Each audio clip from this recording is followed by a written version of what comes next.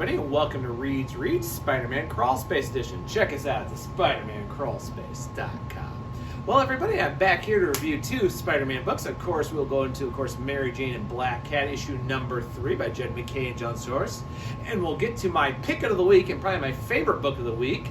Of course, Spider-Man The Lost Hunt, number 4 by our wonderful creative team of J.M. DeMatteis and Mark Hudson. So let's get on to the two books here as we go right into Black Cat and Mary Jane, number 3. So first of all, the pros. This actually perks up perfectly where the last issue ended, where Sim actually was saving Mary Jane and Black Cat from in the Screaming Tower from the areas. I do like the fact that Sim actually explains what happened, how Madeline Pyre took his finger and how he gave it up to, of course, All Hallows Eve to get her powers. I do like the fact that he explains why he's able to go into the tower, what he's looking to do, but also at the same time he is, of course, as they say, that enemy of my enemy, because he says himself he'll backstab him when he gets the chance. There's some great moments between Felicia, Mary Jane, and Sim that really are very comical. It feels a little bit like Indiana Jones meets a little bit of, a Temple of the Crystal Skull with some other pieces thrown in, sort of some fun with a little Alan Quartermain. It's a really nice little story as we get the kind of the origins of the Screaming Tower, how the Soul Sword worked there, and how the fact is the tower itself was actually a prison for the Guardian, not the other way around, which was supposed to be a safe place with the Guardian there. It's really got some nice pieces. I do like the fact that we are finding a little bit more as Mary Jane Black Cat get back to what was that big hit series, of course, during Spider-Man Beyond. We see the relationship between Felicia and Mary Jane. It's been there for a number of years, and MacKay really finds a great balance with the story of actually explaining their relationship, how they say kick some butts and try to get back on it. And I really like that, as well as the little foreboding that goes on in Felicia's mind about the fact that she's so worried about telling Mary Jane that she's going out with Peter again. But that's right where we go into the cons. This issue feels like it has its hands tied a lot. I feel like MacKay is really trying to tell a story, but is basing off some of the horrible storylines that are going on in the main Amazing Spider-Man book under Zeb Wells, especially since the storyline is still taking place with Dark Web, and we've now moved on to Dark Web. In fact, of course, our last issue of Amazing Spider-Man in issue 19 is actually after the mini-series here, where we seem to already know that Mary Jane is aware that Peter and Felicia are going out with each other, and here, of course, as Felicia constantly says about the tick-tick-boom time bomb about to go off about what is going on. I do like the fact that we get a little bit more how Mary Jane's controls of her powers are not functioning correctly because of Black Cat's bad luck, and the fact that they're in limbo, and the fact that it kind of sees Mary Jane as a threat since she's so worried about tearing about Peter is what's screwing everything else, and the fact that, of course, Mary Jane figures it all about to the point where, like, seriously, this is about Peter and why we're in so much trouble right now. It kind of leads to a very midpoint issue where you really kind of enjoy the series and love the relationship between Felicia and Black Cat, even the pieces with Sim and them trying to get the Soul Sword for Belasco with the impending betrayal not so far behind them.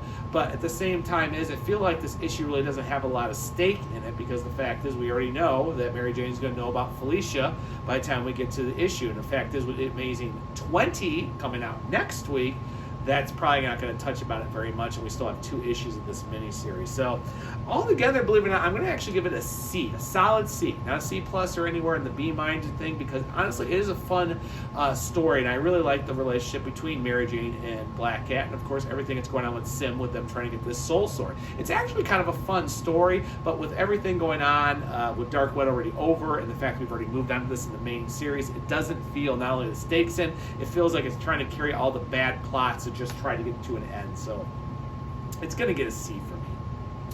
But on that note, let's walk into a fantastic book. Yes, I'm trying not to be biased here, folks, but really, this book is good. So let's get on to Spider-Man The Lost Hunt, number 4. First of all, the pros. I have to admit, I was slightly worried that we were going to get the origins of Jaya, about her hunting and everything, and why everything was set with the cliffhanger with Peter about to attack Mary Jane. But honestly, it is perfectly balanced in the story. Seeing the flashbacks and origins of not only her story, but of Gregor and Kraven the Hunter, it really fits in a lot of pieces that really have been left up for a number of years. Even if you look back at some of the classic Stan Lee stories, and even some of the other stories that were used with Kraven the Hunter, hunter. There were always bits and pieces that were missing, exactly how old Kraven was, how he had his abilities, exactly how he used the potions, his animal, and why Spider-Man became such an obsession with him, and even some of the pieces with the chameleon.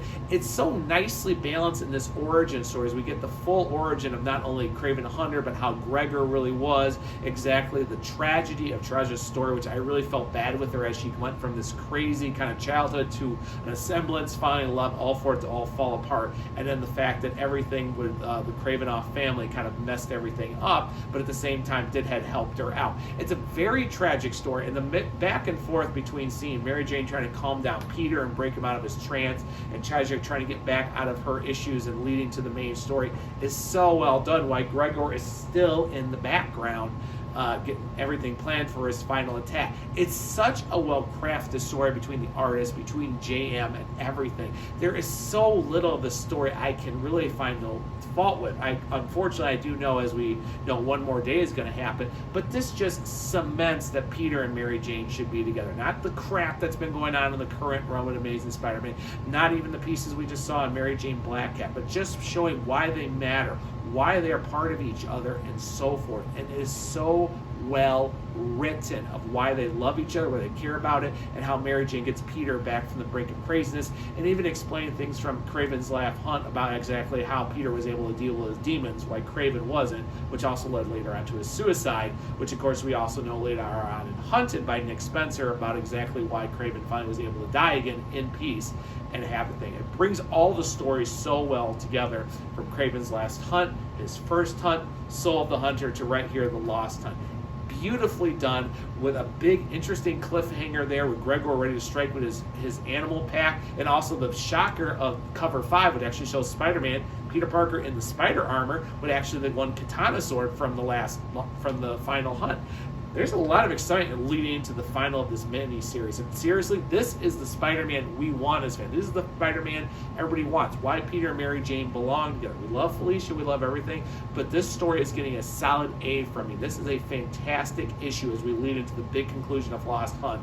And I'm really hoping that I'm not getting myself ahead, that it will perfect the landing on the way down. So, well done with that book. And after all, guys, I have nothing else to review here. I know some people asked me about the current Spider-Man series, Ejective List by Dan Slott and Mark Bagley. I'm actually going to review that a little later on once the storyline is actually over here. I just recently read the most current issue, and believe it or not, it's actually pretty good, finding about this alternate Peter Parker and how Silk actually took the role of Spider-Man. It's actually not a bad story here. So I'll give shout out for that for right now of Spider-Man number 5.